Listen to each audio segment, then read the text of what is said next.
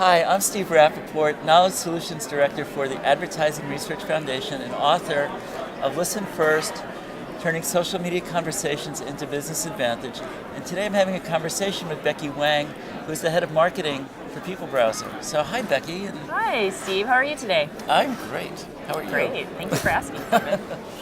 Anyway, tell us a little, not everybody's familiar with People Browser, so tell us a little bit about People Browser and even a little bit about yourself. Oh, great. Thanks. Yeah, sure. Well, People Browser is a social analytics company with a passion for marketing. And that means a lot of different things to a lot of different people. Our main differentiators, if you will, are our vast data mine. We've had 1,000 days of Twitter data. We have then learned using that data source, that high velocity data source, on how to work with conversations, right?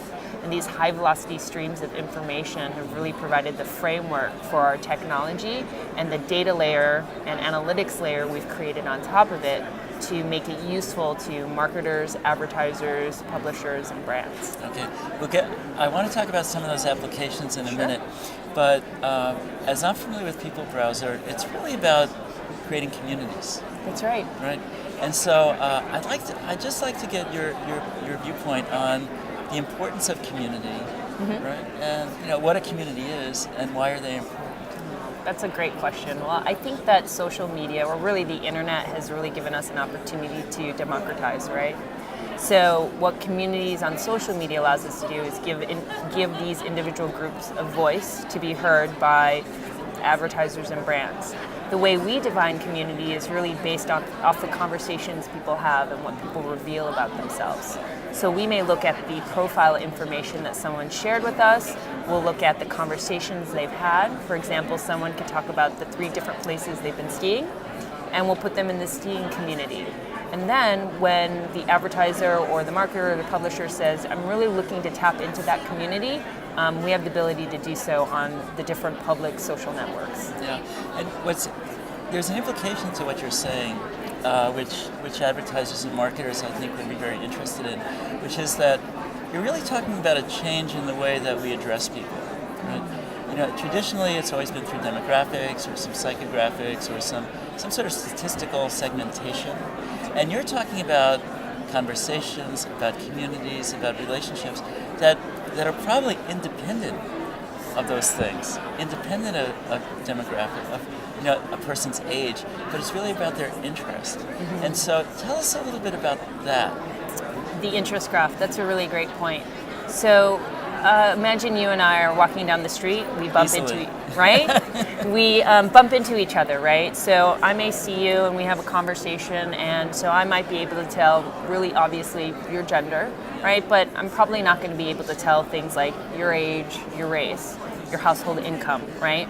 But I can establish a bond, an immediate bond, based on our conversation, the things we share in common. And I think we're moving away from the social graph and closer to that interest graph, where it's no longer, well, what do my friends think, but being able to find new friends based on these interests. Right. And the application specifically, I think, for brands is that they now have a full feedback loop, right? So they can hear directly what the consumers are asking for, respond, put a product or a service out to market, and people can respond immediately. And that's what the social platforms allow us to do. And I think our conversation technology allows us to pinpoint that not just at a specific point in time, but over a longer period of time. So we can see cycles in purchasing, we can see cycles in interest. I think to your point, the interest graph, or really to my point, I guess, the interest graph that we're moving towards is constantly evolving, right? I don't think we are now using location not for just a proxy or for just location, but it's a proxy for maybe where communities aggregate, right? So you may look at specific suburbs and say that is a proxy for household income, right? Right. And so you can use what things reveal about them, what people reveal about themselves, as additional information points. Yeah, because what I'm getting is something that's kind of interesting. Because on the one hand, you're probably able to look at conversations nationally, right? But then you can also, but there's another interest which is that marketers have, which is so the very local, and it's sometimes called hyper-local, That's right. things like that. So, so, so being able to pinpoint the conversation that's going on in a specific city, or even locale within the city, would be really, really interesting. But I wonder, but not all conversations are the same. Because when people talk about iced tea in New York, it's different than they talk about iced tea in Texas or some other place, right? I would imagine. So have you seen differences in conversation topics and having them localized? I think it's an interesting question. Here's one. Obamacare tanks, right? In certain regions, that's actually said with a lot of positive sentiment, although it's not really implicit in the statement itself, right? In other parts of the world, that's a really terrible thing, or specifically in the US. And I think that it informs one another, right? Where someone's from informs the way that they've said it and back. And it also is interpreted by the reader, right? And so, there have been a lot of emerging problems in social media analytics, sentiment obviously being the most obvious. And I think that there have been many methodologies, whether it's NLP, certain keyword clusters that help to try to solve for that. We use human sorted sentiment to help us address that particular issue.